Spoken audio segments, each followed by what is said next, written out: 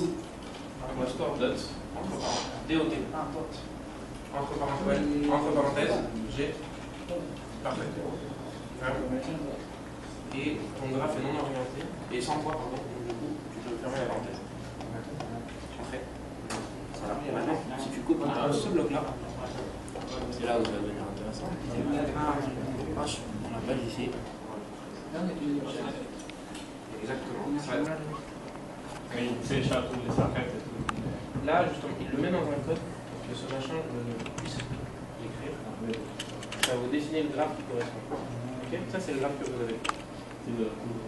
L'objectif, on va essayer pour vous rattraper. Toi, je sais pas où tu en es. Ce qu'on est en train de me dire, c'est que quand tu as une liste de listes, c'est comme si tu avais une énorme liste avec tous les éléments. Ce qui n'est pas du tout la même chose. Maintenant, c'est bon, c'est qui c'est. Le chemin entier, c'est ça.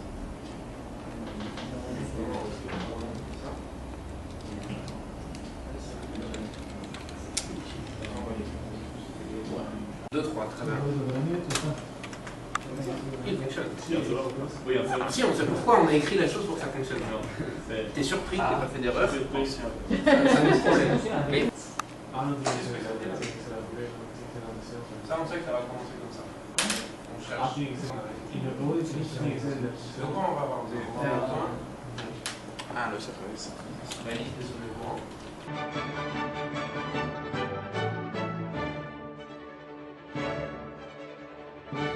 Quatrième année de l'ENS en informatique fondamentale. Et si vous avez des questions. Peut-être ce que c'est l'informatique fondamentale, parce que je ne sais pas si tout le monde sait ce que c'est. L'informatique fondamentale, pour résumer, c'est toutes les maths, comme ce qu'on est en train de faire par exemple, qui sont nées après l'existence de l'ordinateur, entre guillemets, où on a voulu théoriser les notions qui sont propres à l'informatique. Et vu qu'on fait quand même des calculs, de la combinatoire, des raisonnements, c'est des maths. Mais ça s'appelle l'informatique fondamentale parce que ça vient de ce qui découle de l'existence d'un ordinateur.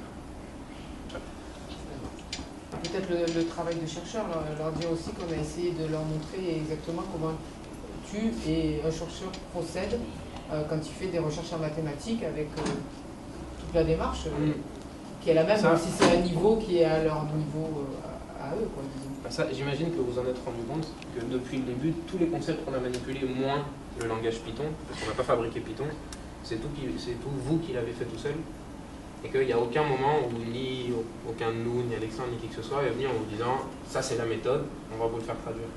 Les algorithmes, c'était les vôtres, la seule chose, les idées de ce qu'on a fait aujourd'hui, c'est pareil, c'était les vôtres.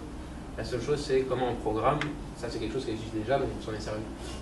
Et dans ce sens-là, effectivement, comme disait Isabelle, c'est la vraie démarche de la recherche, au sens où on se lance sans trop savoir ce qu'on fait, et petit à petit on arrive à un objet qui ressemble à ce qu'on cherchait.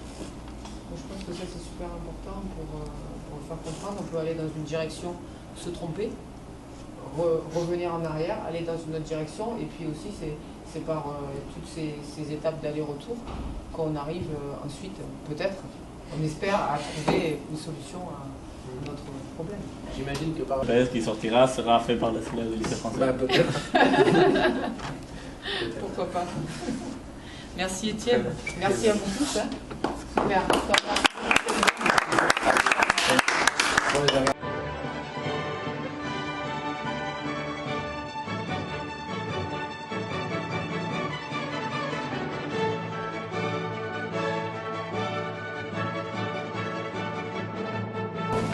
De recherche en mathématiques et informatique avec Alexandre Miquel que je vous présente ici. Mauricio, si tu veux venir te présenter également. Donc ce sont les deux professeurs de faculté avec Étienne Miquel dont je vous parlais mais qui se trouve en France actuellement, qui ont travaillé sur le projet qui s'intitule Graphes et circulation routière. Vous allez voir pourquoi, puisque justement tous ces projets que nous menons sont faits entre autres pour comprendre le monde. Bonjour, je suis Alexandre Miquel, je suis enseignant de mathématiques et chercheur à la faculté d'ingénierie. Donc avant j'étais en France, je suis en Uruguay depuis 1 an, jour pour jour aujourd'hui. Voilà. Et donc c'est un grand plaisir de travailler avec les étudiants de terminale S. Et donc le but c'était de leur leur donner un peu une petite initiation aux problèmes de la recherche en général. Moi, je m'appelle Mauricio Guillard, je travaille aussi à la faculté d'ingénierie, je suis enseignant et chercheur là-bas, à l'Institut de Maths, je travaille dans l'équipe de logique avec Alexandre. Bonjour à tout le monde. Donc on va essayer de vous montrer ce qu'on a fait pendant cette première partie de l'année. Car en fait, on est 7 amis et on s'est réunis car on aime les maths. Et grâce à M. Alexandre et notre camarade, on a pu apprendre à jouer les maths et faire une recherche qui nous a donné beaucoup de plaisir et beaucoup d'intérêt aux mathématiques.